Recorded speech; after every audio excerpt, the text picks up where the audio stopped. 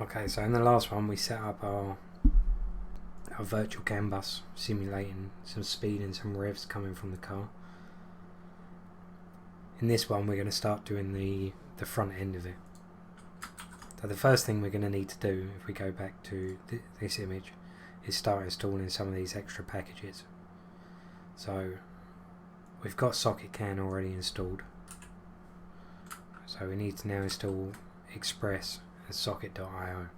Before we get into that, what you've got to remember is that program we've just made, if you was making an app for your car, you wouldn't normally need this program. This is just because we're simulating a car outputting some data. So the first part that the back end needs to do is speak to the canvas. So what we're going to do is create an app which is picking up these values that this program is sending out. So we'll leave this one running and we'll open a new terminal.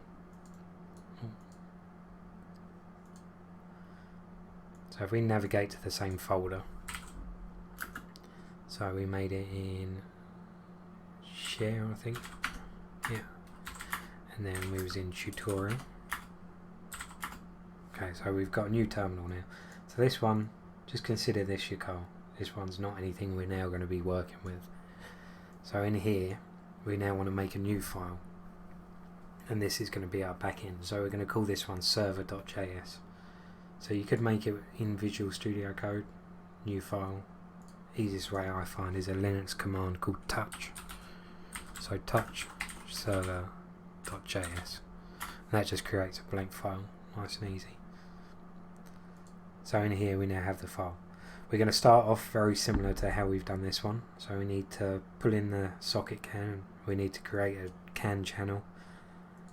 So let's do that. So var can is equal to require socketcan. Now we don't need to reinstall it because both these JavaScript files are in the same node project. We don't need to reinstall the module. So let's do the same again. So var channel is equal to can dot create raw channel. We'll do it exactly the same. So vcan 0.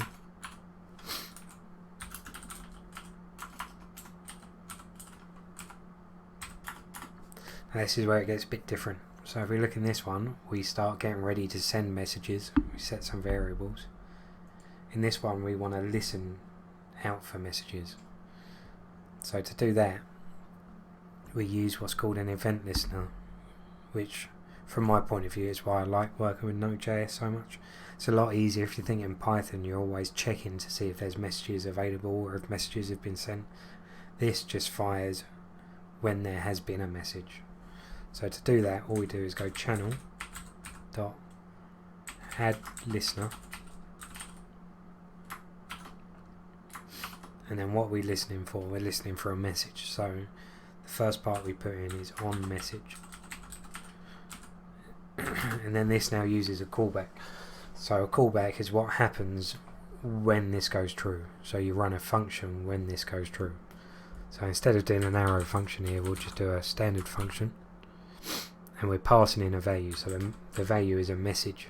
So when there is a message, it runs this function and it passes a message in. So then you go between the two curly brackets at the end, normal brackets, and then you put in the curly braces, and then this is the function that then gets run. So to make it nice and simple, first we'll just log the message. Won't do anything with it, we'll just do console.log msg.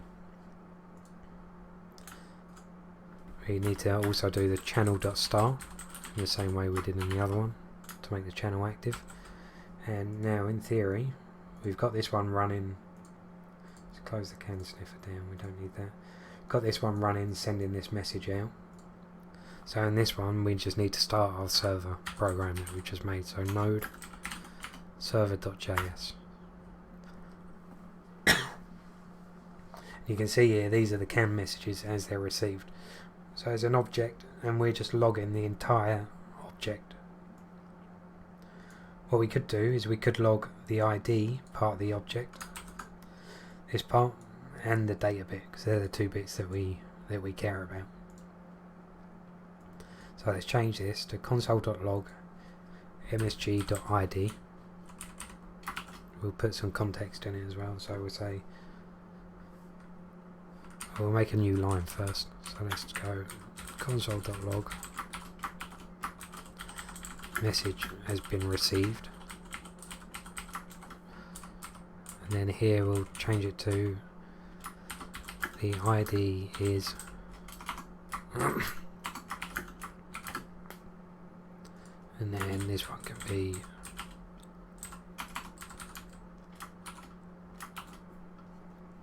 we'll say that the data is msg.data. So that's how you address objects. So where there's a curly brackets, that means it's an object. So we could do sorry, msg.ts_seconds or microseconds, but we're using ID and data. So let's start that up. There you go. Message has been received. The ID is that, and the data has come out in a strange format. Now that's because it's a buffer. So if you remember in the first video, when we're sending out a message, we send it as a buffer. That also means when we're receiving the message, we're receiving it as a buffer.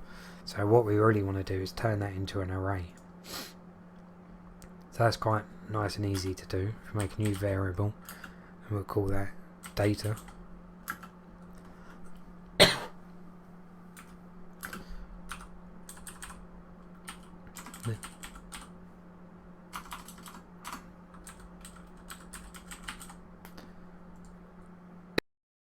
This is copying that msg.data into an array. That's what this syntax means. So we'll change our log now to data instead, and then we'll rerun it. And you can see we're getting a nice format back. So it's not quite what we need yet. The speed's working because the speed is contained all in 1 byte. So that's showing 155. If the speed was, over 255, it would also look a bit strange, like the revs are. Because remember, each one of these can only store 1 byte of data. So to get the data in the format that we need, it's quite simple. It's similar to what we done here. So if you look in the first video, we done a buffer.write unsigned integer big endian. What we're doing is now all we're going to do is read it instead. So let's make 2 new variables. We'll call one speed. We'll call one revs.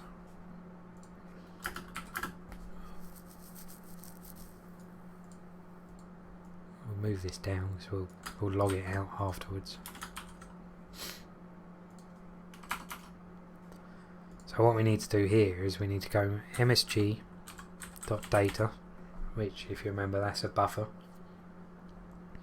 Then we just need to do .read unsigned int big endian, and then we put in the byte we want to start reading from and how many bytes we want to read. So we want to start reading from byte 0, and we want to read for a total of 4 bytes. Oh, sorry, this is for the revs, not the speed. Change them around. If you go back and you remember what we said, these first 4 bytes are going to be the revs, the next 2 bytes are going to be the speed. So we do the same here, msg.data.read, and now for the speed we want to start reading from byte 4, and want to read it for a total of 2 bytes. So remember, we start from 0, so 0, 1, 2, 3, and then byte 4 is the first one of the speed.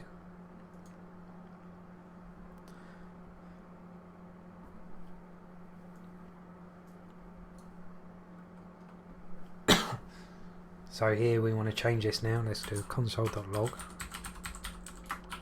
We'll say the speed is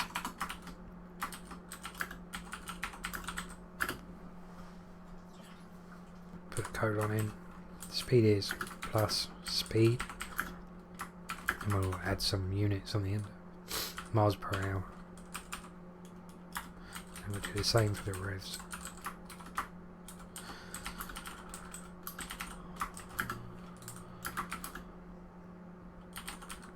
And we'll add the units on that as well. RPM. So save it. Let's run it.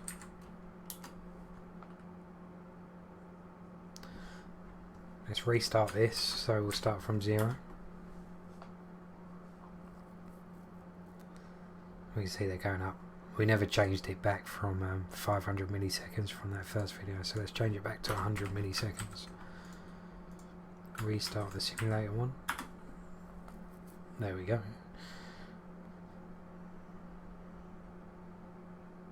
And we can see them going up.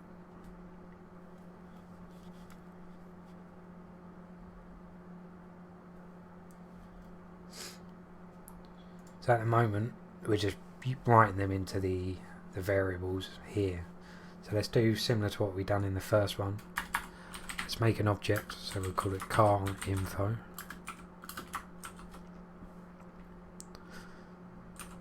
And then we'll start setting some values. So when it first runs, we want to set the speed to 0, and we want to set the revs to 0 as well. So car info.revs, and then here we want to change these now because they're not separate variables anymore. Car info.revs and car info.speed. So let's get rid of a lot of this logging that we've done. Let's just log car info.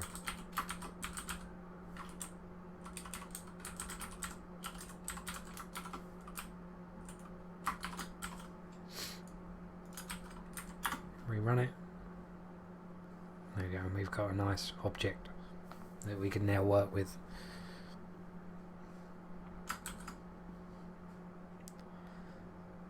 So in terms of the canbus side, this is pretty much all we need to do for this app. We now need to start creating some HTML and ways to send messages back and forward. So to do that, we'll first install a new module. So back in our tutorial folder, type in npm install, and we're going to use Express. So while that's installing all of these modules and packages, you can find info on them if you want to look a bit deeper in them on the npm webpage. So it gives you examples of how to set it up, how to install it, and there's tons of documentation. They've got their own wiki, they've got a Gitter if you want to go on there and talk to people about it. So there's quite a bit of info available. We're just going to be doing some pretty basic stuff with it here. So now we've installed it, we need to require it into the project. So to do that, we say var app is equal to express. Oh, sorry, skip forward one. So var express is equal to require express. Then we'll make a server. You wouldn't normally do this, but because we're using socketdyer, you kind of have to make the server with it. Before that, we'll finish the express part. So var app is equal to express. Okay, so for the server, we need to do var server is equal to require http dot create server, and we pass in the express app that we just made up top. So this HTTP, we didn't have to install this because it's a built-in module to Node, so you don't have to install it separately. What we do need to do now is so we've set the server up, but we need to tell it to listen over the web, like you would a normal web server. So to do that, you just do server.listen, and then you pass in the port number you want it to listen to. So we'll say 3000. And that's pretty much our web server setup. It's pretty basic and simple. What we now need to do is make some of the front end files. So to do that, to keep things like neat and tidy, we'll make a new folder. We'll call it HTML. Then inside HTML, if you don't know too much about web development, that's where you put your HTML files and also your CSS and your JavaScript. So let's make a home page. So if we click new file, we'll call it index.html. And here we could just type, just to get started, just type hello. Save that.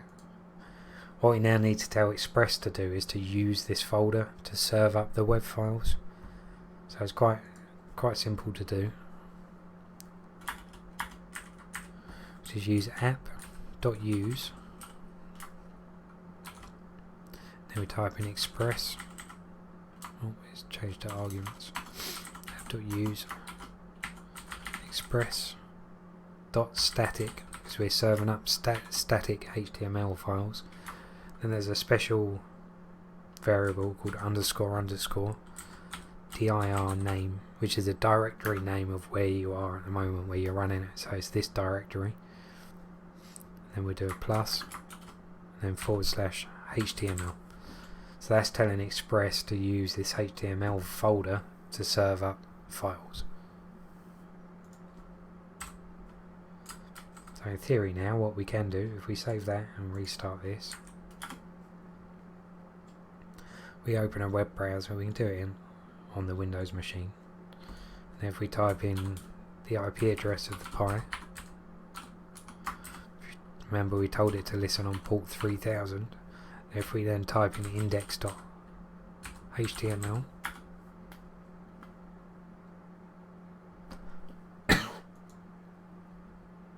oh, we didn't start out. There you go.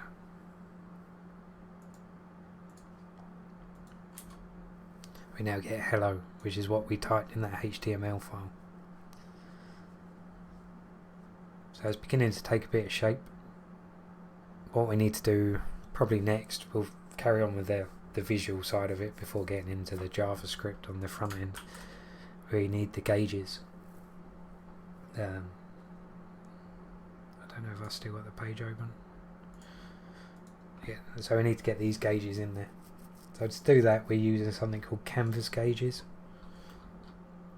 which again is an npm package. It's these ones here. So it shows you how to install them, or you can install just one type of gauge if you don't need all the gauges. So let's do that. Let's get them installed. So back in the folder, the tutorial folder, we do npm install, and we can just copy it out, canvus gauges.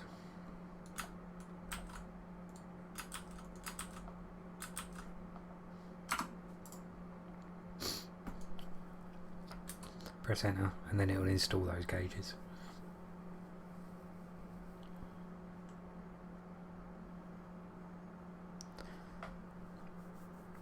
Now back in the project, we don't really need to require them because we're not using the gauges in the back end. We're just using the HTML and CSS that comes with those gauges in the front end. But what we do need to do, if you look back, if we go on the web page for some of the help for these, Google the link.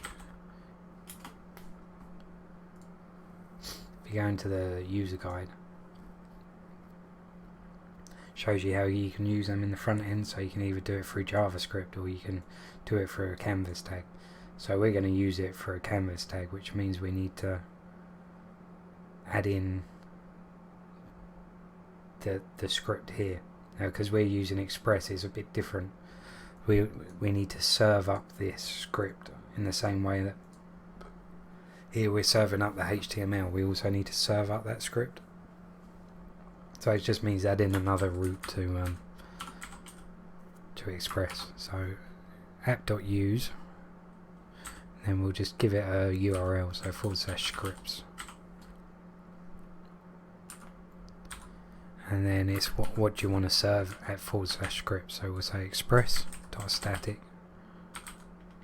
We'll do the same, so underscore directory name plus, and then we need the path to it. So when we're installing these modules, they're all going in this node modules folder. So these are all the bits we've installed. Obviously we haven't manually installed this much, but when you install a module, those modules are also using other modules, which can also be using other modules. So it downloads and installs everything you need in this folder. So inside here we've got canvas gauges, and we've got gagemin.js there. So that's the file we need to serve. So here we do directory name plus /node underscore modules /canvas dash gauges / so that is now serving up that folder as well if you go to this address. So with our HTML, let's change it from just hello. What we need is a basic, they call it a boilerplate, it's a template really for HTML. So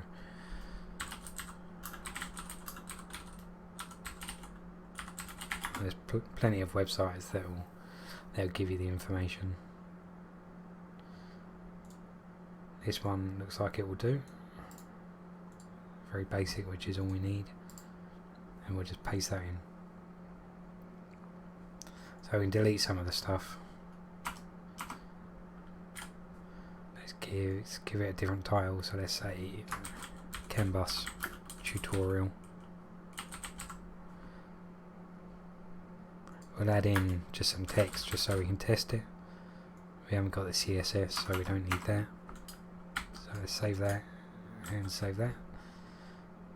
If we go back to our web page now and we reopen it, we're back to just hello. Oh no, sorry, we need to start it back up.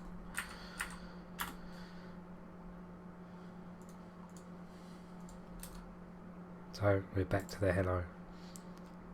So it doesn't look like it's changed, so let's just change it to a hello world.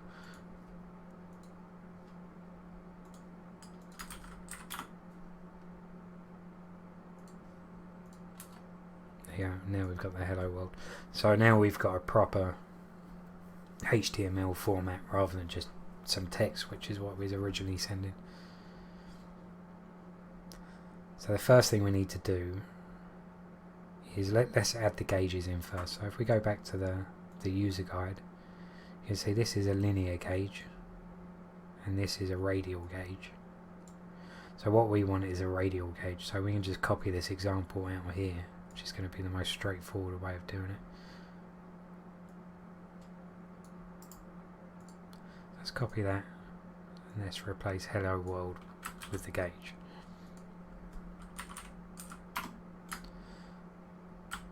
Let's save it, see what it looks like. So now we've got nothing. The reason we've got nothing is we still haven't required this gauge.min.js, so we can do that now. So remember, we were serving that up in that separate path that we set up. So all we've got to do now is in the header we can add a script tag, which is normally where you have your JavaScript. So we can say the source of the script tag is equal to /scripts, which, if you remember, that's the path we set up, and then we just got to type in the name. So gauge.min.js. Then we just got to close the script tag. So save that now. I'll restart our server.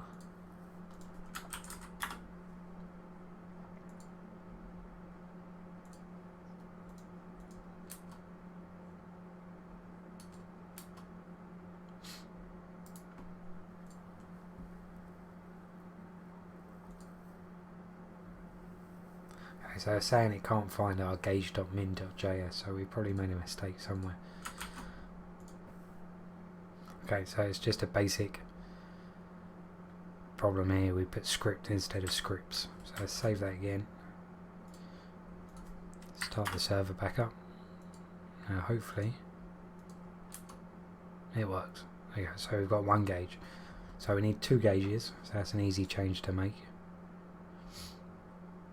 So all we've got to do is copy this whole canvas tag to the second one.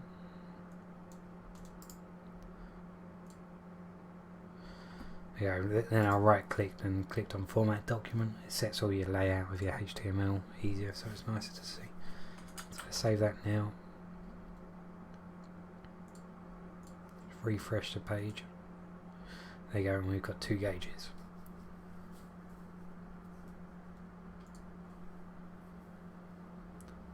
So it's beginning to take some shape. What we can do next, I suppose we can start working on some JavaScript for the front end. So inside the HTML folder, let's make a new file. We'll call it index.js. And in here, what we're going to want to do is talk from the front end to the back end. So we want to pass the information of speed from the back end, so from server here to the front end. Because when you log onto a web page on your phone, you don't run this. This is all running on a server in the cloud. So we need a way of sending information from here to here.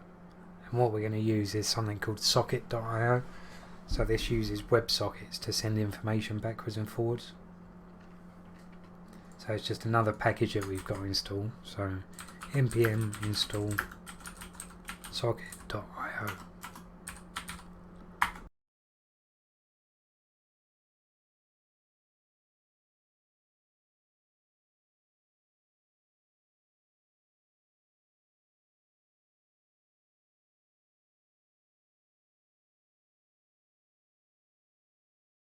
Okay, so now that's installed, we can start writing some code for it. So I'm not going to go into massive detail about it and how it works. There's tons of information out there if people want to find out and experiment. There's a load of stuff you can do. So if we go back to our server, we'll do the back end first. So we need to import it like we have everything else. So we'll say var, and we'll call it IO is equal to require socket.io. There's a bit different. We also need to pass the express, well, the server that we've made here, so the one above. So we also need to pass that server into it. So we've required it, and what we need to do here is catch anyone trying to connect to us. So if you think we're a server, the way a socket works, similar in principle I suppose to canbus, but the socket server sends information out to all the clients. So anyone who's listening to the server, they'll get the information streamed to them. It can also go the other way, so clients can send information back to the server. So first we need to accept a connection if someone's trying to connect. So to do that, we just do IO, which is what we called it at the top, .on. Okay. Keeps changing it. So IO.on, and then what are we listening out for? So we're listening out for a connection. And then similar to what we've done with listening to the canbus messages here, we've got a callback. So we create a function when there's a connection, and we pass in the values, which is client. So when someone connects, they create a client object, and then that gets passed in here. So we could do something here, which we will do later, but for the moment we're just going to log a message that a client's connected. Keep it nice and simple for now. That's the back end done. So we now need to make the front end so that the front end connects to the server. So to do that, we need to use socket.io also on the front end. So we're quite lucky because we're using Express. Express, you can't require modules like you do in the back end and the front end. You can with something called webpack, which packs it all up into a web format. But because this is all run on the client device, which would normally be a phone or a computer, you can't access the files that are on the back end. So what Socket does though, it hosts all the Socket JavaScript files that you need. It hosts it similar to how we hosted this by itself. So what we can do in the HTML is we can hit that endpoint where those files are hosted. So let's make another script tag, the same as what we've done here. We'll set the source to /socket .io /socket.io.js. So all of this information, is online in the manuals for these modules. It's not something anyone remembers off the top of their heads. So you've always got to sort of research this stuff. So now we've required it in the HTML, we can now use it in the JavaScript here. So to do that, we first need to make the connection to the backend server. So if we say var socket is equal to io.connect, and we just put in the IP address of the PI and the port number. So that should be a string.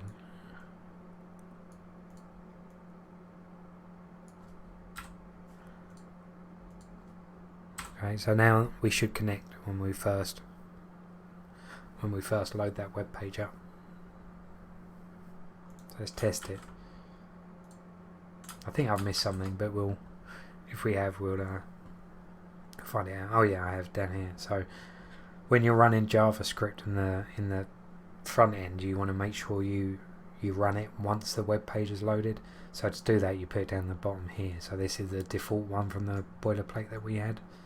So instead ours is just, I think it's // or it might be // but we'll try both. So // index.js. Let's try that, see what happens. So probably need to restart our server.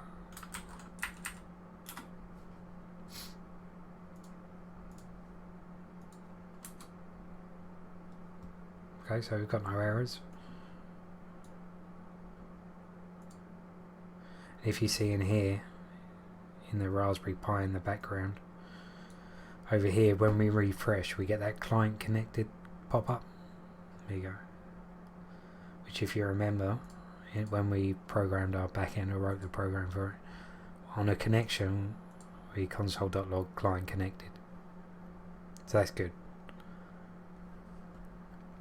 What we can do to make a test, if we do an interval, so set interval, which should be familiar from the other ones that we did. Let's just do io.emit. So this is now sending a message. So we'll just call it test, and we'll just send a string saying hello. We'll send that every second.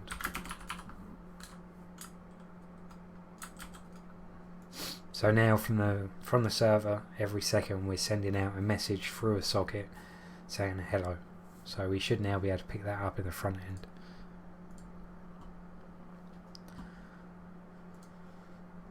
So we need to put this in the JavaScript. The first thing we've got to do is we've got to make sure that we load all of this once the web page is loaded, like fully completed loading. So to do that we can add an event listener. So document.add event listener. So what we're listening out for, so listening is called DOM content loaded. And what we want to do is run a function. So we don't have a function at the moment, so let's create one. So let's create a function. Call it on DOM ready handler.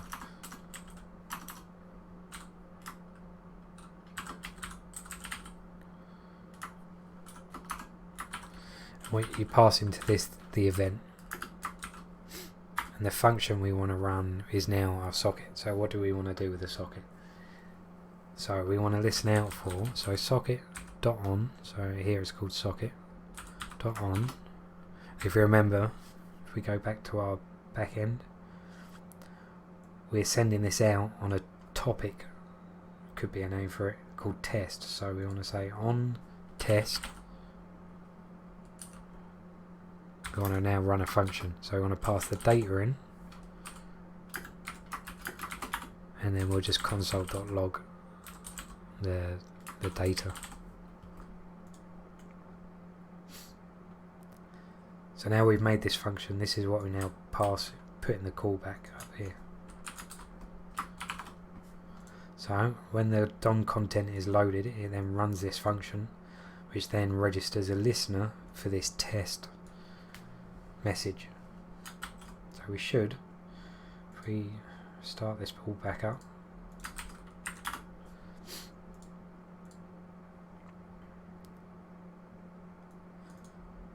so I need to refresh the web page. I'll show you how to get to this in case you don't know. With Chrome, I think Firefox has got similar. If you right click on the web page and click inspect, which then brings up the developer tools. If you click on console, because your browser is just running JavaScript the same as the Pi is here, the console gives you the output. So where we're console.login the message here, in the web browser it appears in this console part. So you can see every second we're logging hello. You can see the counts going up once a second. So we made our real-time connection now between our server and our front end. So it's quite straightforward now to now pass in the values that we need instead of just saying hello. So if we go back to the back end, so you see here we're emitting on test and we're sending hello. So let's change test to something more useful, and we'll call it car message. And instead of just sending their hello string, we can send this car info object. We'll change it to 100 milliseconds to match what the canbus is doing. If we ever change that back, yeah, we did. So let's stop this and then restart it. And we'll refresh the web page.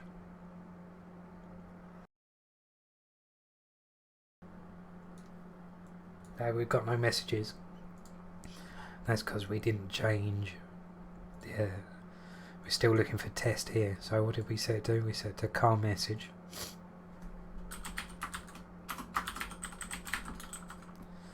So if we save that, refresh it now, you see we're now getting the live data from the Raspberry Pi. So I've put this here so we can see it. If we stop and restart our simulator, you can now see all three are in sync. So this could be someone on the other side of the world logged in here to the web page. Oh, I've done something here with Chrome.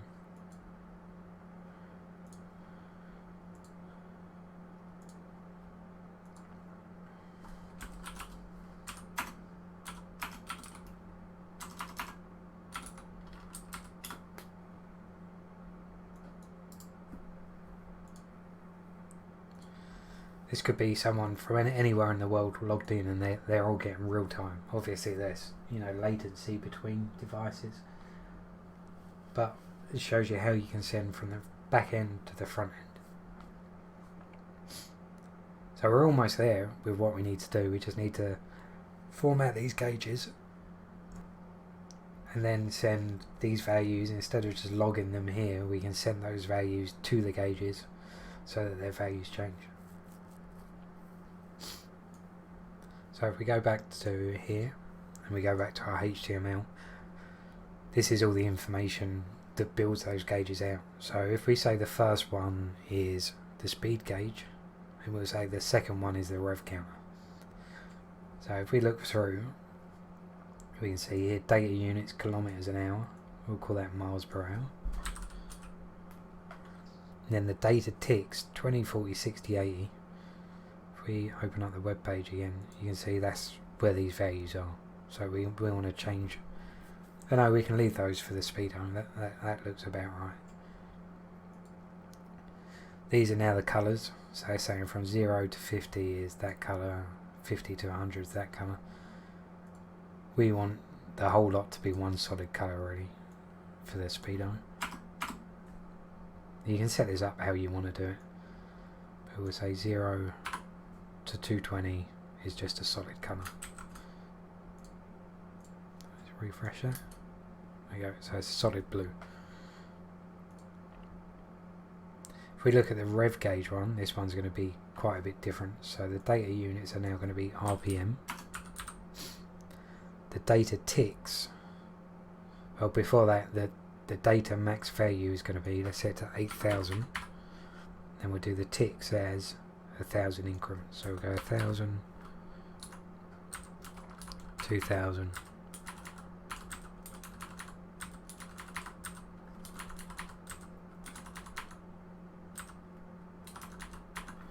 Let's save it and see what that looks like. Yeah, it's looking a bit more like a rev gauge now. The colours are off, so we can change those. So really we just want perhaps yellow from 6,000 to 7,000 and then red from 7,000 to 8,000. So if we delete all of these out and just leave 2, and then we'll just change the values here. So from 6,000 to 7,000. And then from 7,000 to 8. Let's save that and see what that looks like. There you go, we've got purple and we've got blue, so they're not quite the colours we want. Let's just get some basic ones. So 255, 2550 is yellow.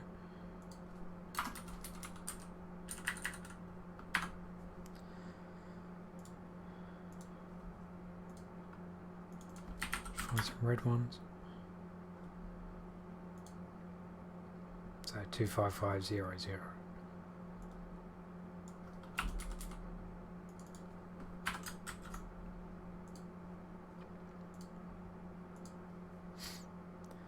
And test it again. There you go. So we've got our colour there. So those gauges are formatted fine for now. So now we need to transfer these values that were just console.login to the gauges themselves. So to do that, if we look at the manual, they should be on here.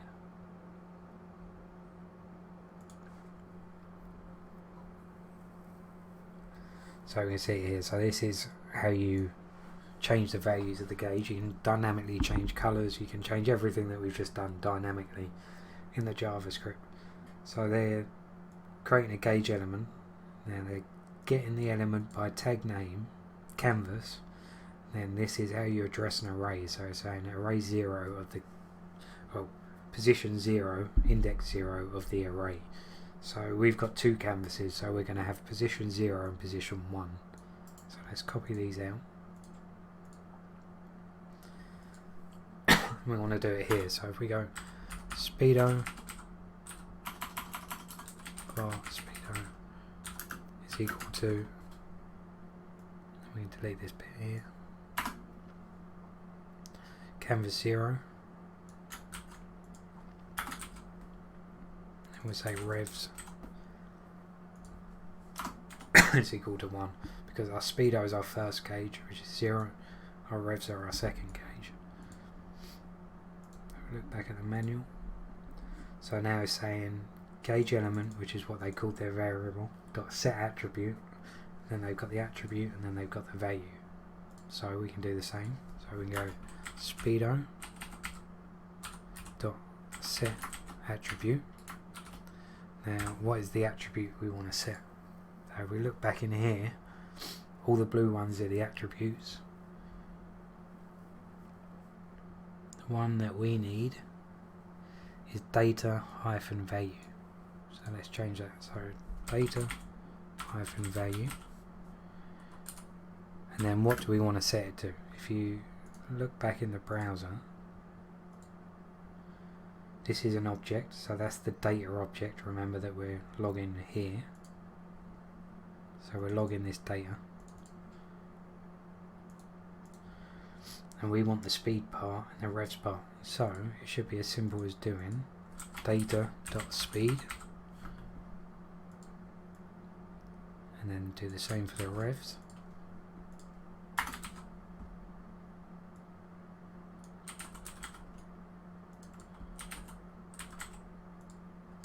Save it, and we'll give it a test. There we go. It's working. It's all a bit skew with where it's suddenly jumped so high. So let's just restart the simulator on here. We open it back up. There you go. We've got our gauges.